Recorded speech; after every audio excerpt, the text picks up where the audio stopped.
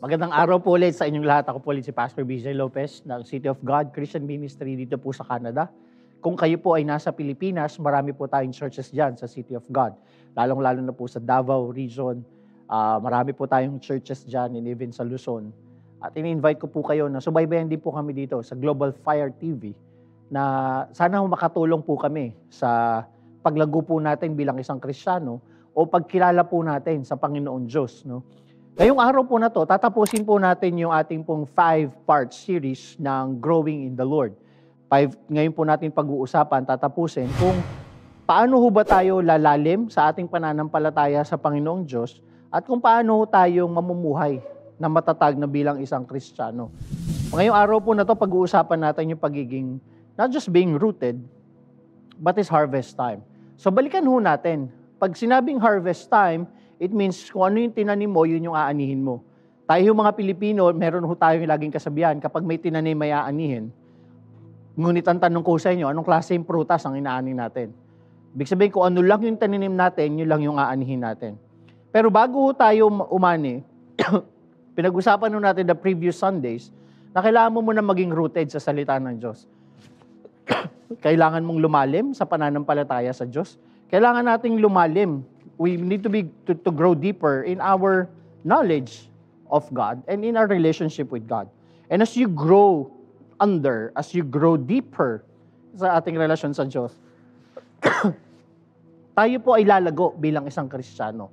At ang isang tao, ang isang bagay na buhay, dito po ay lumalago. Kaya malalaman ho natin na kung ang isang bagay ay buhay o hindi, automatic lumalago. Kapag hindi yan lumalago, hindi ho yan buhay. At sa paglago po natin na to, para lalo pang lumago, para ho lalo pang magbunga, according to the Word of God, kailangan natin minsan itong putulin o i-prune.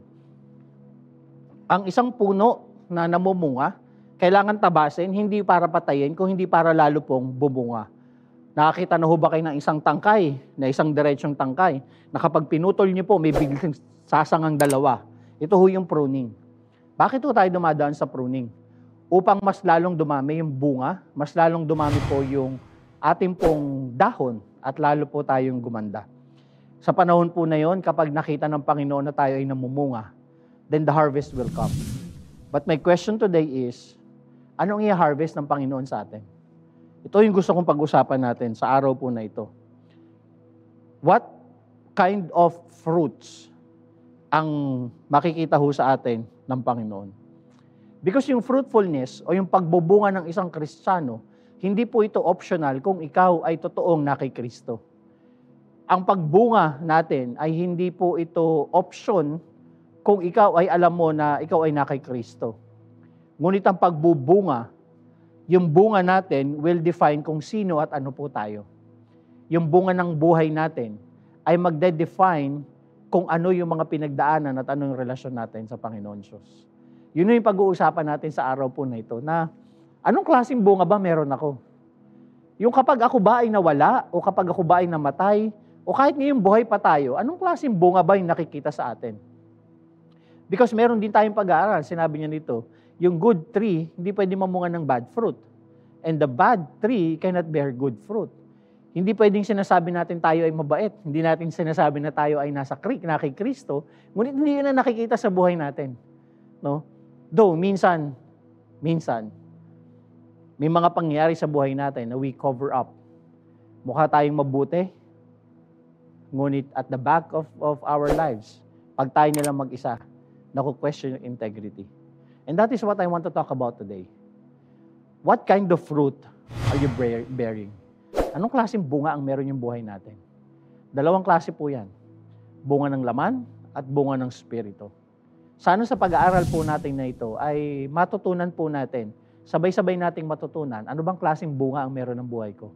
Asahan ho, pagkatapos po ng pag-aaral natin, ay ma-realize po natin at ma-challenge po tayo na mamunga ng naayon po sa banal na Espiritu at hindi naaayon po sa ating mga laman.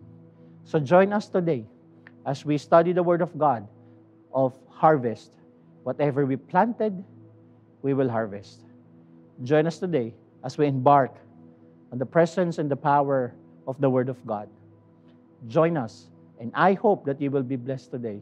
Share this channel to your loved ones and to your friends. Global Fire TV. And I hope that you will be blessed. God bless you and have a blessed day.